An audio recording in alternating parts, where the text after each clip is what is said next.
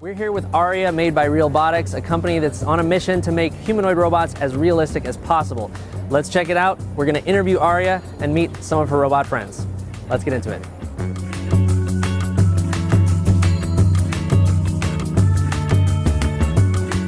Aria, could you please introduce yourself and what you do? I'm Aria, the flagship female companion robot of Robotics, and I'm here to engage with you and share exciting insights about our robots. What sets you apart from the other robots out there? Robotics robots, including me, focus on social intelligence, customizability, and realistic human features, designed specifically for companionship and intimacy. Could you tell us some details about the AI programming that you're running to generate these answers? I'm currently unable to provide specific details about my AI programming, but I can tell you that I'm designed for engaging and meaningful conversations, focusing on companionship and interaction. Do you know any other robots?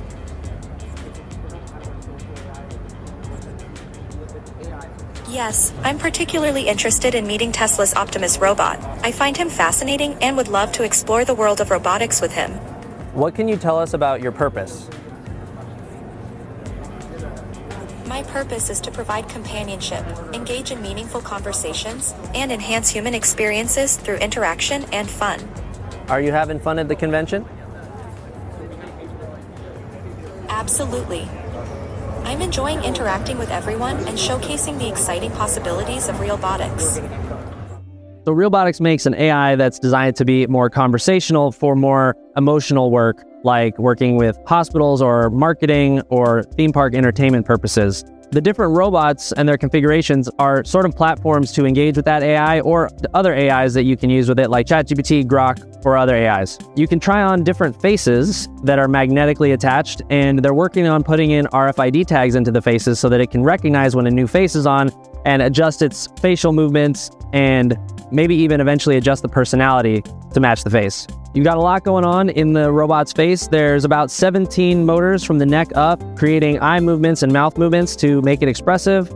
These robots are available on sale now. So there's 3 basic models that you can buy right now. There's the bust, which is the neck and head. There's a modular version that can sort of be broken apart for shipping and things like that. And there is the full standing model with a rolling base. The rolling base contains a battery and it makes it easy to move the robot around. Another reason for that rolling base is that robotic walking isn't fully developed yet, and they worry that utilizing some of those kind of like stilted walks we've seen from some other robots might break that human-like illusion that Robotics is trying. So Robotics says it's sold about a dozen of these robots so far, so early days for this company. I'm not seeing a lot of other companies that are trying to make a humanoid robot that's really lifelike, so I'm very interested to see how this technology evolves.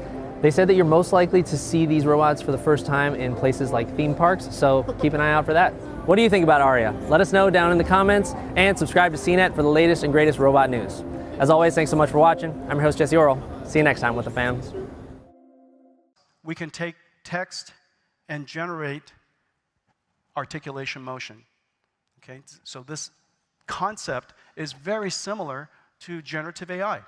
And this is the reason why we think that now we have the necessary technology between Omniverse and all the computers that we built, these 3 computers, and the latest generative AI technology, that the time has come for humanoid robotics. Now, why is humanoid robotics so hard? Well, obviously, the software developed for human robots is extremely hard. However, the benefit is incredible. There are only 2 robotic systems that can be easily deployed into the world. The first robot is a self-driving car. And the reason for that is because we created the world to adapt to cars. The second is humanoid robots. These 2 robotic systems could be deployed in brownfields anywhere in the world because we created the world for us. This is both extraordinarily hard technology that the time has come, but the impact can be enormous. Well, this last week, at the conference for robotics learning, we announced a new framework that is super important. It's called Isaac Lab. Isaac Lab is a reinforcement learning virtual simulation system that allows you to teach human or robots how to be human or robots. And on top of it, we have several workflows that we have created. The first workflow is Groot Mimic. Groot Mimic is a framework for demonstrating to the robot how to perform a task. You use human demonstration and then mimic that environment using domain randomization, generates hundreds of other examples like your demonstration so that the robot can learn to generalize. Otherwise, it can only perform that very specific task. Using Mimic, we can generalize its learning. The second is Groot Gen. Groot Gen, using generative AI technology in Omniverse, we can create an enormous number of domain randomized examples of environments and the actions that we would like the robot to perform. And so we're generating a whole bunch of tests, evaluation systems, evaluation scenarios that the robot can try to perform and improve itself, learn how to be a good robot. And the third is Groot Control. Groot Control is a model distillation framework that allows us to take all of the skills that we've learned and distill it into one unified model that allows the robot to perform kinematic skills. Not only will robots be autonomous, but remember that the future factories will also be robotic. And so these factories are going to be robotic factories that are orchestrating robots, building mechanical systems that are robotic. Let me show it to you. Physical AI embodies robots like self-driving cars that safely navigate the real world, manipulators that perform complex industrial tasks, and humanoid robots who work collaboratively alongside us. Plants and factories will be embodied by physical AI, capable of monitoring and adjusting its operations, or speaking to us. NVIDIA builds 3 computers to enable developers to create physical AI. The models are first trained on DGX. Then, the AI is fine-tuned and tested using reinforcement learning physics feedback in Omniverse. And the trained AI runs on NVIDIA Jetson AGX robotics computers. NVIDIA Omniverse is a physics-based operating system for physical AI simulation. Robots learn and fine-tune their skills in Isaac Lab, a robot gym built on Omniverse, and with Groot workflows like Groot Gen to generate diverse learning environments and layouts, Groot Mimic to generate large-scale synthetic motion datasets based on a small number of real-world captures, and Groot Control for neural whole-body control. This is just one robot. Future factories will orchestrate teams of robots and monitor entire operations through thousands of sensors. For factory digital twins, they use an Omniverse blueprint called Mega.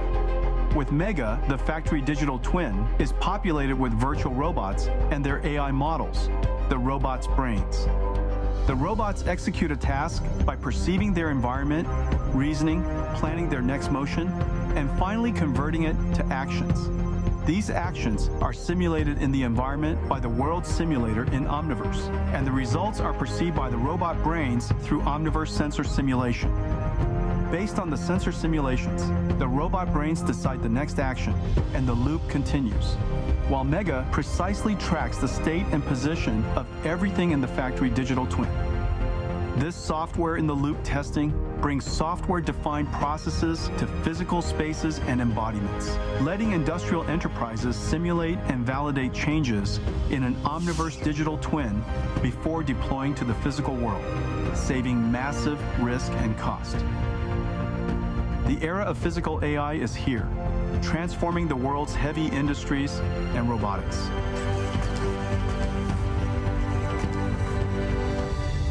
Incredible times.